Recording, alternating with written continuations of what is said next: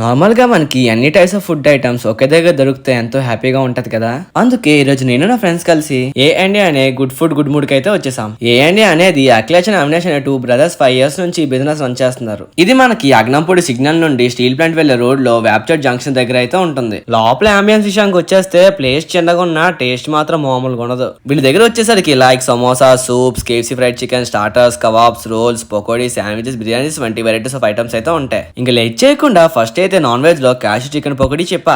అలా నిమ్మకాయ పిండుకొని తీసుకొని తింటుంటే ప్రతి ఒక్క పీస్ కి జీడిపప్పు తగులుతూ సూపర్ ఉంది.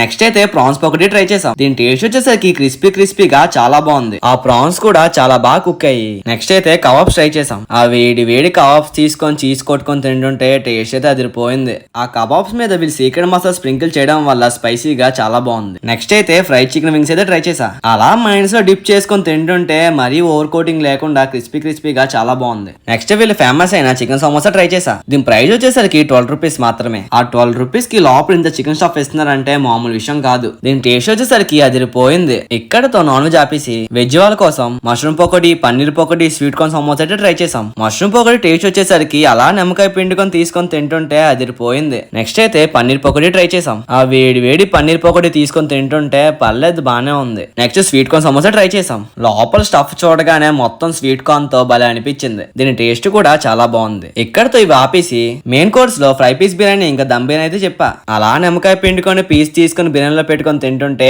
టేస్ట్ అయితే సూపర్ ఉంది. ఇందులో ఇచ్చిన బిర్యానీ రైస్ అయితే ఓవర్ స్పైసీగా కాకుండా మైల్డ్ స్పైసీగా చాలా బాగుంది. నెక్స్ట్ దమ్ బిర్యానీ ట్రై చేసాం. అలా పీస్ తీసుకొని బిర్యానీలో పెట్టుకొని తింటుంటే టేస్ట్ అయితే అదిరిపోయింది. ఇంత తిన్నాక లాస్ట్ లో ఒక స్ప్రైట్ తో ఎంజాయ్ చేస్తే ఆ ఫీలింగ్ నెక్స్ట్ లెవెల్లో ఉంటుంది. ఇంకెందుకు లేట్, మీరు కూడా మీ ఫ్రెండ్స్ తో ఎంజాయ్ చేస్తూ ఫుడ్ తిందాం అనుకుంటే ఈ గుడ్ ఫుడ్ గుడ్ మూడ్ అనే రెస్టారెంట్ కి వచ్చేయండి. ఇలాంటి మోర్ వీడియోస్ కోసం ప్లీజ్ సబ్స్క్రైబ్ టేస్టీ చరణ్.